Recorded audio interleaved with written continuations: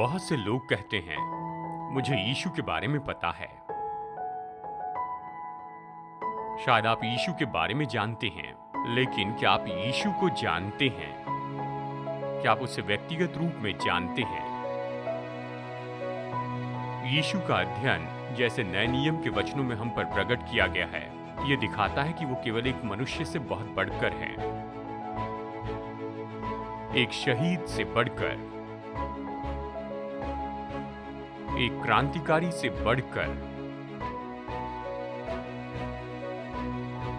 एक चलन से बढ़कर और सुपर स्टार से भी बढ़कर। तो यीशु कौन है?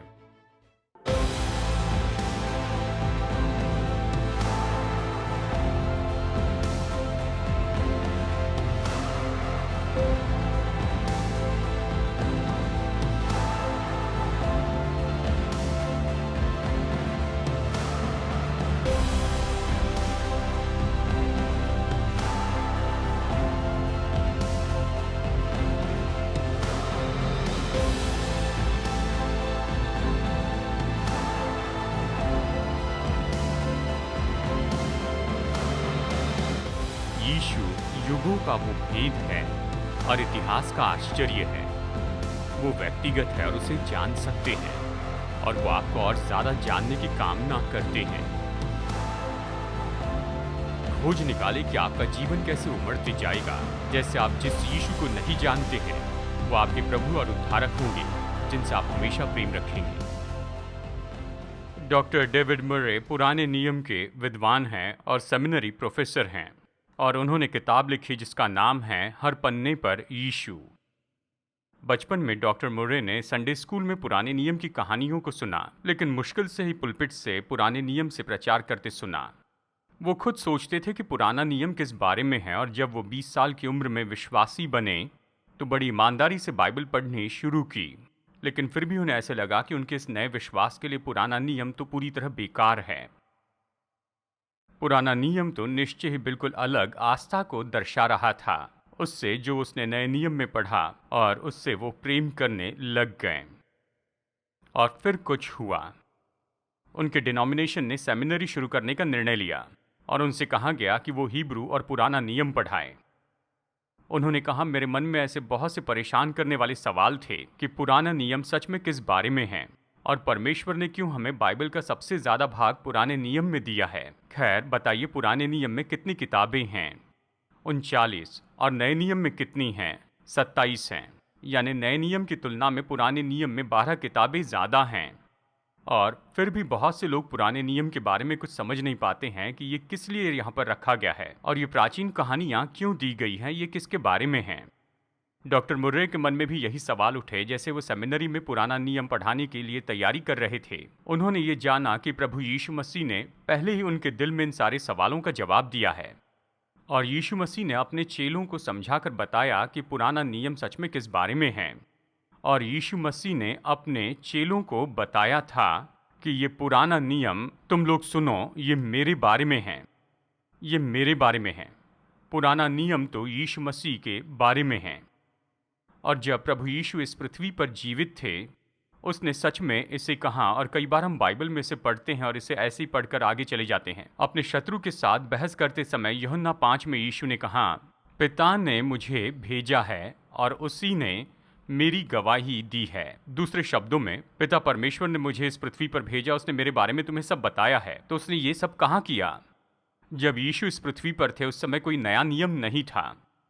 सर्वशक्तिमान परमेश्वर ने यीशु के बारे में पुराने नियम के वचनों में हमें बताया है।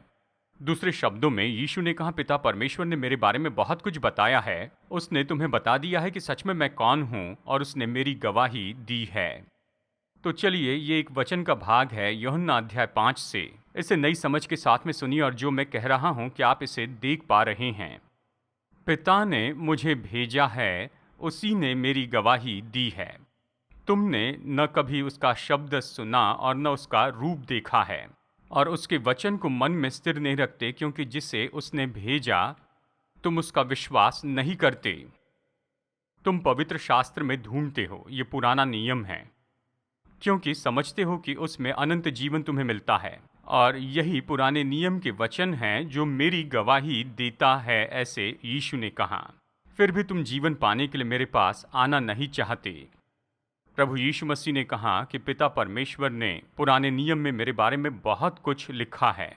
तुम मेरे बारे में वहां पर सब कुछ पाओगे, क्योंकि ये वचन मेरे बारे में गवाही देते हैं। वो मेरी पहचान साबित करते हैं, और फिर भी तुम मेरे पास नहीं आते हो। मैं जानता हूं कि आपको पता होगा कि हमारे यहूदी मित्र नए नियम को स्वीकार नहीं करते हैं, और वो ये विश्वास नहीं करते कि मसीहा आया है, लेकिन वो मानते हैं अभी भी आने का है। लेकिन यहाँ पुराने नियम में मसीहा के पद चिन्ह हम देखते हैं, जो कि पहले ही आ चुका है और उससे हमने अपना उद्धारक स्वीकार किया है। पुराने नियम के स्त्री और पुरुष यीशु मसीह के बारे में जानकारी से भरे हुए थे। लगभग 300 से भी ज्यादा सटीक अनुमान उसके पहले आगमन के बारे में बताए गए हैं पुराने नियम के वचनों में। पुराने नियम में उसे दर्शाने या फिर उसकी उपमा के रूप में बताया गया, और कई बार वो पुराने नियम में प्रकट होते हैं। इसे कहते हैं थियोफनी। बेथलेहम में जन्म के पहले यीशु मसीह की व्यक्तिगत उपस्थिति। जब आप यीशु को मन में रखते हुए पुराना नियम पढ़ते हैं, सब कुछ बिल्कुल अलग होता है, सब कुछ बिल्कुल नया हो जाता है। और आप देखते हैं कि ये केवल कहानियों का संग्रह नहीं है, लेकिन ये आपको तैयार करते हैं कि उस यीशु को जाने जिससे आपकी पहचान होने वाली है इस नए नियम में, जैसे वो इस पृथ्वी पर आते हैं। क्या यीशु पुराने नियम में है या नए नियम में है? दोनों में है, लेकिन प्राथमिक रूप में पुराने नियम में है, और शायद हम यीशु के बारे में ये नहीं जानते हैं। सबसे पहले मैं बताना चाहता हूं ये पहला सुसमाचार का प्रेजेंटेशन जो बाइबल में बताया गया है। जैसे आप जानते हैं कि बाइबल उत्पत्ति की किताब से शुरू होती है, और परमेश्वर की सृष्टि की कहानी, ये सृष्टि और ग्रह और दो लोग जिसे उसने पृथ्वी पर रखा, आदम और हव्वा, उसने अपने साथ संगति के लिए उन्हें बनाया था। आप जानते कैसे उन्होंने उसकी आज्ञा तोड़ी और पाप किया, और फिर दंड आया, और ये हम सब लोगों के लिए दुख का दिन था जब वो सेब आदम और हव्वा ने खा लिया था। लेकिन मैं आपको बताना चाहता हूँ, परमेश्वर ने उनसे आशा नहीं छोड़ी, और परमेश्वर उनसे कभी आशा नहीं छोड़ेंगे। क्योंकि सुनिए, भूतकाल के अनंत काल में ये सब कुछ होने के पहले परमेश्वर ने इसे देखा, और उसने पहले ही छुटकारे की योजना तैयार रखी कि आदम और हव्वा की देखभाल करे और हम सब की भी देखभाल करें।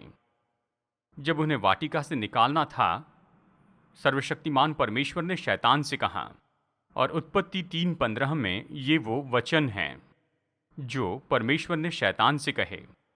उसने कहा, मैं तेरे और स्त्री के बीच में और तेरे वंश और इसके वंश के बीच में बैर उत्पन्न करूंगा। वो तेरे सिर को कुचल डालेगा और तू उसकी एड़ी को डसेगा। अब ये कोड के जैसे सुनाई देता है, विदेशी भाषा के जैसे लगता है। मतलब सच में इसका क्या अर्थ है? कुछ लोग इसे चूक जाते हैं, इसकी आशीष चूक जाते हैं। अब इस वचन को लीजिए कि वो तेरे सिर को कुचल डालेगा और तू उसकी एड़ी को डसेगा। अब ये दिलचस्प अध्ययन है, इसलिए आप अपनी बाइबल में देखिए, और मैं आपसे ये सवाल पूछता हूँ, क्या यहाँ पर ही का एच कैपिटल में है? बताइए ज़रा, है ना? ठीक है, तो अगले वाक्य को देखिए, और तू उसकी एड़ी को डसेगा। क्या यहाँ पर हिज में कैपिटल एच है? तो आपको क्या लगता है ये कौन होगा? यीशु मसीह। देखिए, इसका यही तो अर्थ है। परमेश्वर ने शैतान से कहा कि एक दिन स्त्री का जो बीज है, ये कौन है? यीशु है, जो स्त्री से जन्मे हैं। एक दिन स्त्री का ये बीज वो आएगा और शैतान तो उसकी एड़ी को डसेगा। लेकिन उत्साहित मत होना शैतान, क्योंकि एक दिन वो तेरे सिर को कुचल डालेगा।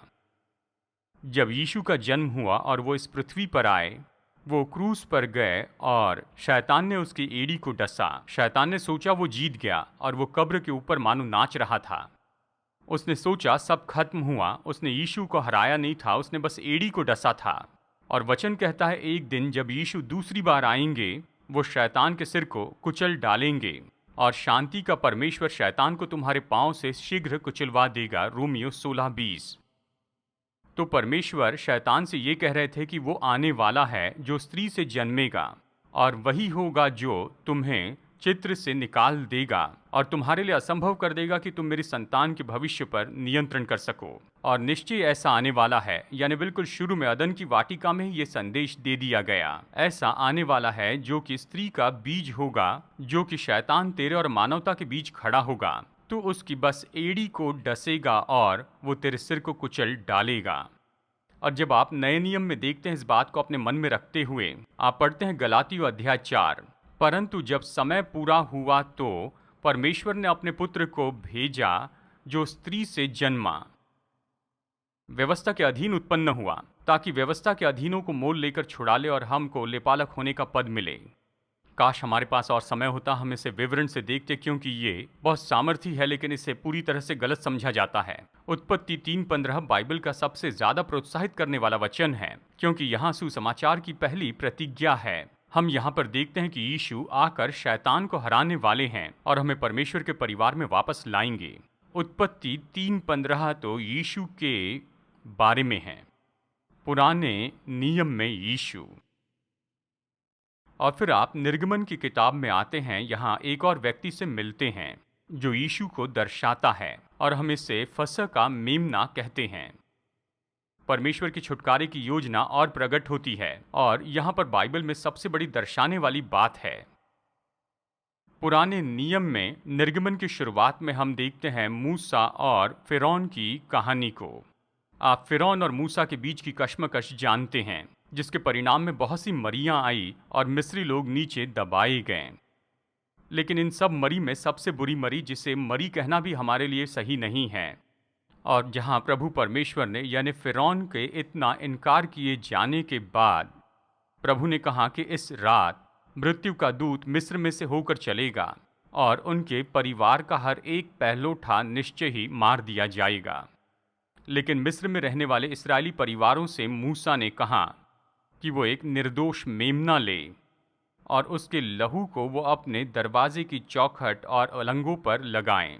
निर्गमन अध्याय 12 में इस तरह से लिखा है, क्योंकि उस रात को मैं मिस्र देश के बीच होकर जाऊंगा और मिस्र देश के क्या मनुष्य क्या पशु सबके पहलोठे को मारूंगा और मिस्र के सारे देवताओं को भी दंड दूंगा। मैं यहोवा हूँ। और जिन घरों में तुम रहोगे उन पर वो लहू तुम्हारे लिए चिन्ह ठहरेगा, अर्थात मैं उस लहू को देखकर तुमको छोड़ जाऊंगा। प्रभु यहाँ पर पुराने नियम की कहानियों के द्वारा ये प्रकट करते हैं कि उसका तरीका और उसकी योजना क्या है। मृत्यु से हमारे उद्धार के लिए जरूरी था एक निर्दोष मेमने का बलिदान और उसका लहू। और 1400 साल के बाद में यूहन्ना बपतिस्मा दाता ने जब जगत के सामने यीशु का परिचय दिया तो इन शब्दों में कहा, देखो ये परमेश्वर का मेमना है जो जगत के पाप उठा ले जाता है। बिल्कुल वैसे जैसे पुराने नियम के उस परमेश्वर के मेमने ने मृत्यु के दूत को इस्राएलियों के घर को लांघ कर जाने दिया, केवल उन्हें जिन्होंने द्वार पर लहू लगाया था, वैसे ही परमेश्वर के मेमने का लहू जो कलवरी के क्रूस पर बलिदान हुआ, जब उसे हम अपने दिल पर लगाते हैं, पाप के कारण हमारे ऊपर जो न्याय आना है उससे वो हमें बचा लेता है और हम छुटकारा पाते हैं। पुराने नियम में वो फसह का मेमना है और नए नियम में वो परमेश्वर का मेमना है जो जगत के पापों को उठा ले जाता है। और फिर तीसरा है यीशु जो पीतल का सांप है। गिनती की किताब में यीशु मसीह के बारे में दर्शाते हुए बहुत ही अजीब चिन्ह का उपयोग किया गया। मैं सोचता हूँ मूसा का सबसे मुश्किल काम था, क्योंकि इस्राएल खुद को परेशानी में ला रहा था। वो परेशानी में फंसते, परमेश्वर उनके ऊपर कुछ दंड लाता और फिर वो परमेश्वर से मेल मिलाप करते, प्रभु के साथ चलते और फिर कुछ समय बाद कुछ जानने के पहले बहक जाते हैं। एक के बाद एक ऐसी ही कहानी है और चकित मत होइए, ऐसे लगता है ये हमारी कहानी है ना। गिनती 21 में हम देखते हैं इस्राएली लोग बड़ी परेशानी में फंस गए क्योंकि उन्होंने बहुत बुरा किया था। हम पूरे विवरण से तो नहीं देखेंगे। और परमेश्वर परेशान हो गए तो उनका ध्यान आकर्षित करने के लिए कोई दंड भेजा। और अब मुझे गौर से सुनिए, उसने विषैले सांपों को भेजा। बाइबल सर्प कहती है, लेकिन ये तो केवल सांप हैं। मतलब बदसूरत सांप। इसराइल में हर जगह पर सांप हो गए और वो विषैले सांप थे। अगर वो सांप डस जाए तो निश्चय ही वो आदमी मर जाता था। कुछ नहीं कर सकते, मर जाते थे। और मूसा ने परमेश्वर से विनती की। मूसा ने खुद को जिम्मेदार ठहराया कि लोग पाप कर रहे हैं। उसने प्रभु से विनती की कि वो अपने लोगों से इस मरी को दूर करें। और परमेश्वर ने मूसा से कहा और उससे कहा कि तू पीतल का सांप बना और उसे खंभे पर लटकाना। तब जो सांप से डसा हुआ उसको देख ले वो जीवित रहेगा। और मूसा ने पीतल का एक सांप बनवाकर खंभे पर लटकाया। तब सांप के डसे हुए में से जिस जिसने उस पीतल के सांप की ओर देखा तो वो जीवित बच गया। आप कहेंगे पास्टर इसका क्या अर्थ है? तो क्यों न यीशु से पूछें। यीशु ने इसके बारे में यूहन्ना 3:14 और 15 में बताया और उसने इन शब्दों में कहा, जिस रीति से मूसा ने जंगल में सांप को ऊंचे पर चढ़ाया, उसी रीति से अवश्य है कि मनुष्य का पुत्र भी ऊंचे पर चढ़ाया जाए, ताकि जो कोई उस पर विश्वास करे वो नष्ट न हो पर अनंत जीवन पाए।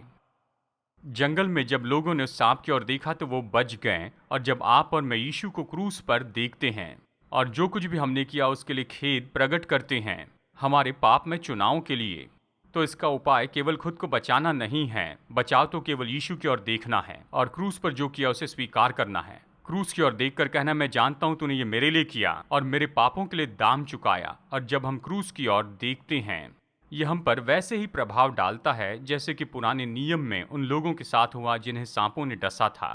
खंभे पर के पीतल के सांप को देखा और वो बच गए। ये यीशु का सिद्ध उदाहरण है। और ये कहाँ पर है? ये है गिनती अध्याय 21 में। ये पुराने नियम में है। ये है यीशु पुराने नियम में। और फिर नंबर 4 यानी यीशु भुलाया गया उद्धारक है। भजन संहिता 22 भजनकार क्रूसीकरण के बारे में यहाँ बताता है। मैं चाहता हूं मुझे बस गौर से सुनिए। काश समय होता कि हम बाइबल के बहुत से वचनों को देखते, लेकिन चलिए इसका सार बताऊं। आप इसे अपने नोट्स में लिख सकते हैं। भजन संहिता 22 में हमें वो वचन बताए गए हैं जो यीशु मसीह क्रूस पर मरते समय कहने वाले थे। हे मेरे परमेश्वर, तुमने मुझे क्यों छोड़ दिया है। भजन संहिता 22 वचन 1। भजन संहिता 22 में हमें वहां पर उसके दुख उठाने और मृत्यु के बारे में बताया गया है। वचन 7 में भजन 22 में हमें वही वचन बताए गए हैं जो उसके लिए कहे गए थे क्रूस के पास खड़े रहे लोगों द्वारा। भजन 22 में हमें बताया गया कि यीशु को डिहाइड्रेशन होगा और बॉडी फ्लूइड घटेगा, जो क्रूसीकरण के उस भयानक मृत्यु में जुड़ा हुआ था। भजन 22 में हमें इतिहास में बताया गया कि उसके शरीर की कोई हड्डी तोड़ी न जाएगी।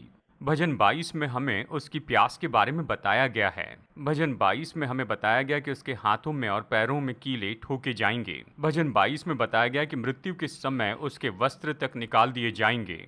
भजन 22 में बताया कि उसके वस्त्र के लिए चिट्ठी डाली जाएगी उसको मारने वालों द्वारा। और भजन 22 में हमें पुनरुत्थान की उसकी विजयी घोषणा के बारे में बताया।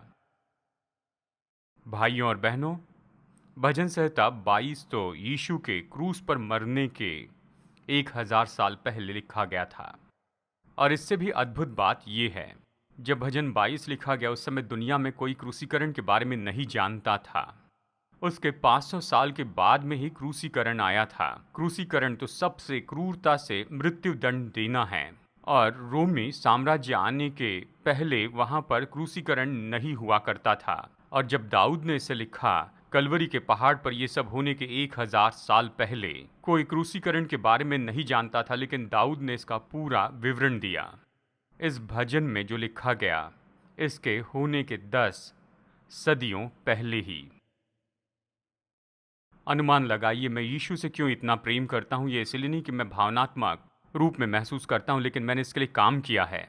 मैंने जाना जिस यीशु पर मैंने भरोसा किया वो मेरे विश्वास के योग्य हैं। मैं केवल विश्वास का ही व्यक्ति नहीं, पर मैं सबूतों को भी मानता हूँ। और यीशु के सबूत तो इतने सामर्थी हैं कि हर एक सोच विचार करने वाला व्यक्ति अगर इसका अध्ययन करेगा और उसे ये बात तो निश्चय माननी होगी कि पूरे संसार के इतिहास में इसके जैसे और कोई बात नहीं है। वो स्त्री का बीज है, वो फसह का मेमना है, ये पीतल का सांप है, भुलाया गया उद्धारक है, और वो दुख उठाने वाला दास है। तो चलिए अब भजन से हम आगे बढ़ते हुए यशायाह भविष्यवक्ता में आते हैं। यशायाह की ये किताब तो यीशु के बारे में बताने वाली किताब है, उसके आगमन की जानकारी। तो चलिए रुक कर यहाँ पर क्रिसमस के बारे में सोचते हैं। यशायाह की किताब में बताया कि मसीहा कुंवारी के द्वारा जन्म लेगा और उसे इम्मानुएल कहा जाएगा। इसका अर्थ है परमेश्वर हमारे साथ। और वो गलील से आएगा और वो बेटा होगा यानी पुत्र होगा। वो शांति का राजकुमार होगा, अपने पिता दाऊद के सिंहासन पर विराजेगा और वो पवित्र आत्मा का अभिषेक पाया होगा और वो बहुत ही अद्भुत चरित्र और व्यक्तित्व का व्यक्ति होगा। और वो उस पहाड़ पर असाधारण काम करेगा कि सभी देशों पर छाई हुई मृत्यु नाश की जाएगी। यशायाह ने उसके जन्म के बारे में सब कुछ लिखा, उसके जन्म के 700 साल पहले। और जब आप यशायाह अध्याय 53 में पहुंचते हैं तो यहाँ पर फिर से उसके क्रूसीकरण की कहानी है। आप ये वचन जानते हैं, आइए इसे पढ़ते हैं। परंतु वो हमारे ही अपराधों के कारण घायल किया गया, वो हमारे अधर्म के कामों के कारण कुचला गया। हमारी ही शांति के लिए उस पर ताड़ना पड़ी कि उसके कोड़े खाने से हम लोग चंगे हो जाएं।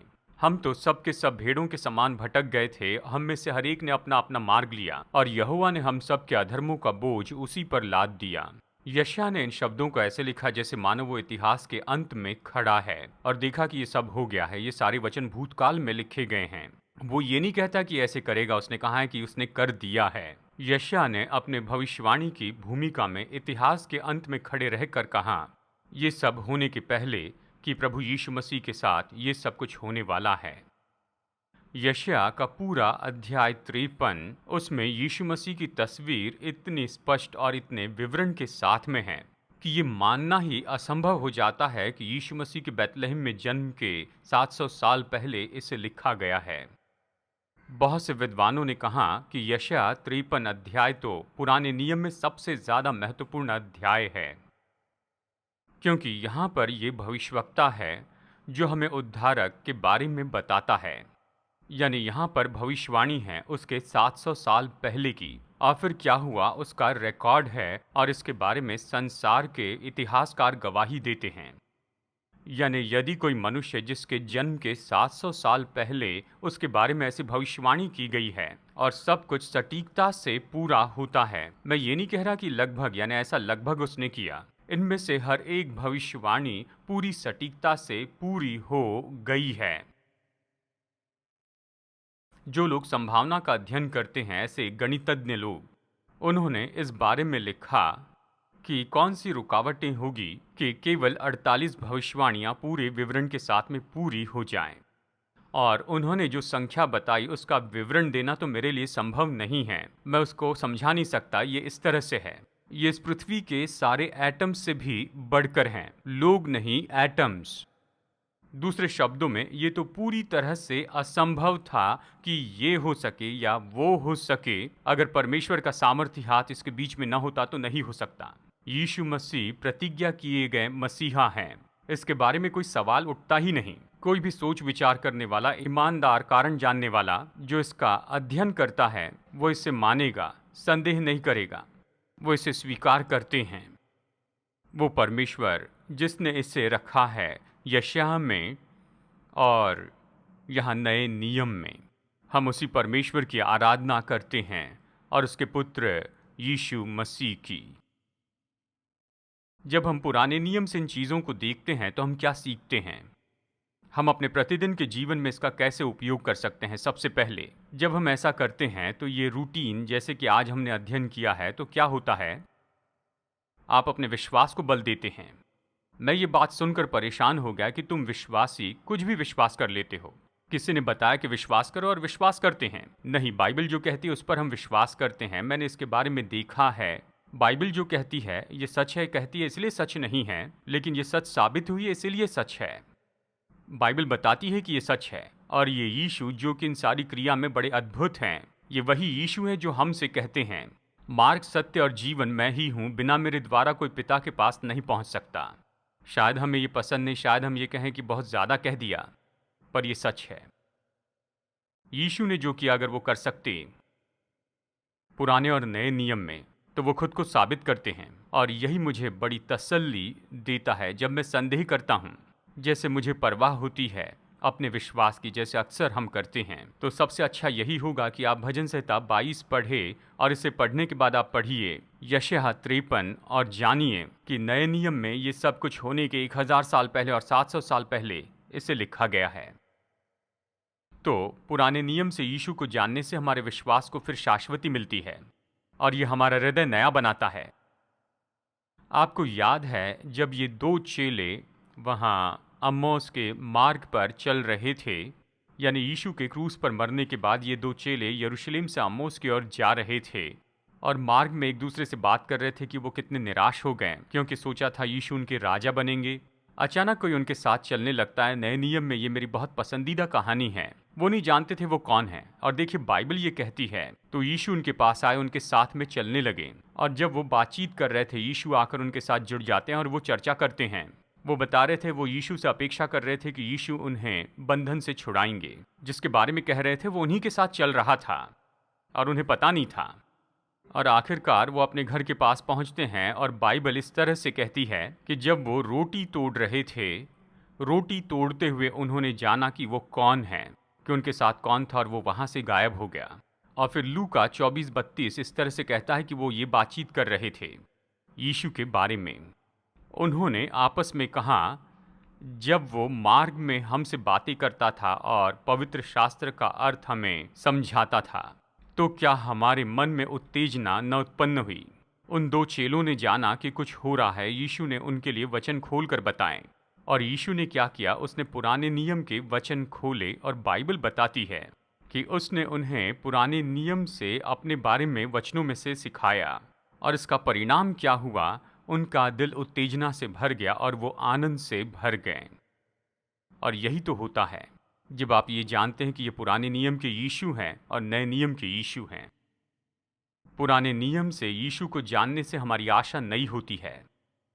रोमियो 15:4 कहता है, जितनी बातें पहले से लिखी गई वे हमारी ही शिक्षा के लिए लिखी गई हैं कि हम आशा रखें। हमारे पास आशा है। केवल ये नहीं कि आशा होगी, लेकिन हम इस आशा को जानते हैं। हम जानते हैं कि यीशु वही है जिसका होने का उसने दावा किया है। आज मेरे साथ दिशा परिवर्तन में जुड़ने के लिए धन्यवाद। जितना ज्यादा हम वचन का अध्ययन करेंगे, उतना ज्यादा हम समझेंगे कि हमारे प्रेमी परमेश्वर हम में से हर एक के साथ व्यक्तिगत संबंध रखना चाहते हैं। अगर आप उसके साथ ये संबंध शुरू करना चाहते हैं, तो पहला कदम है कि अपने पापों से पश्चाताप करें और यीशु मसीह को अपना उद्धारकर्ता और प्रभु बना लीजिए। जब आप ये निर्णय लेते हैं कि परमेश्वर के मुफ्त का वरदान उद्धार प्राप्त करेंगे, तो मसीह यीशु में नई सृष्टि के रूप में आपकी यात्रा परमेश्वर के साथ शुरू होगी। तो आज आपने अगर विश्वास का ये कदम उठाया है, तो मैं प्रोत्साहित करता हूँ कि आपका ये निर्णय दूसरे विश्वासियों को बताएं और भरोसेमंद सेवका या लोकल चर्च को बताएं, और अपने नए विश्वास में उन्नति पाते चले जाएं। प्रभु आशीष दे जैसे आप परमेश्वर के साथ चलना शुरू करते हैं। और मैं अगली बार फिर आपसे मुलाकात करूंगा यहीं पर दिशा परिवर्तन में।